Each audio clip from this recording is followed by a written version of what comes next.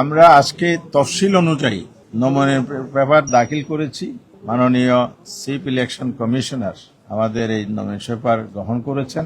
আমরা প্রতিনিধি দল সবাই একসাথেই ওনার কনফারেন্স রুমে গিয়েই আমরা দাখিল করেছি।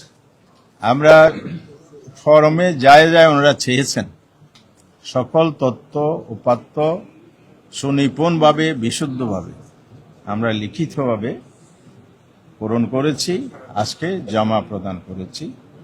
তার সাথে ওনারা 3 জনের প্রার্থী, প্রস্তাবক, সমর্থকের এনআইডি কার্ডের কপি জমা নিয়েছেন। এছাড়া অন্য কোনো ডকুমেন্ট আইনে বর্ণনা নাই, ওনাদের ইস্যুকৃত নির্দেশিকাও নাই। যতটুক আছে ফুলফিল করে আমরা এটা জমা দিয়েছি। আমরা আশা করছি ইনশাআল্লাহ আমাদের প্রার্থী ব্যালিড প্রার্থী হিসেবে যথাযথ যাচাই যেদিন হবে 16 তারিখ যাচাই পর্বে তিনি ব্যালিড প্রার্থী হিসাবে, যোগ্য প্রার্থী হিসাবে মনোনীত হবেন। আমরা এই প্রত্যাশা রাখছি। আর এই নির্বাচনটা নিয়ে অনেকের এই কিউরিওসিটি আছে। ইতিমধ্যে পুরো জাতির মধ্যে এটা একটা আলোচিত বিষয়।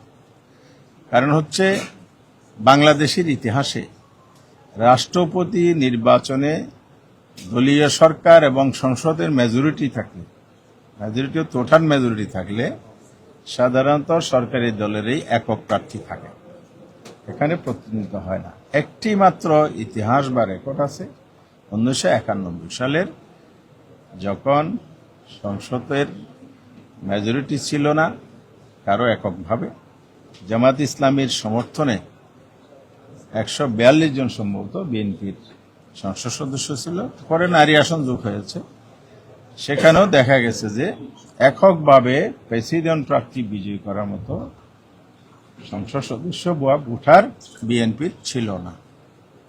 সে সময় বাংলাদেশ আওয়ামী লীগ সংসদে বিরোধী দল ছিল, তারা একজন প্রার্থী দিয়েছিলেন বদরুল হায়দার চৌধুরী, যার নাম আপনারা জানেন।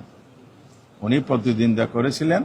সেই প্রতিদ্বন্দ্বিতায় বিএনপির প্রার্থী জামাত সহ আরো অন্যান্য ওনাদের সমর্থন যারা করেছেন সেই সংসদ সদস্যগণ আব্দুর রহমান বিশ্বাসকে রাষ্ট্রপতি নির্বাচন করেছিলেন।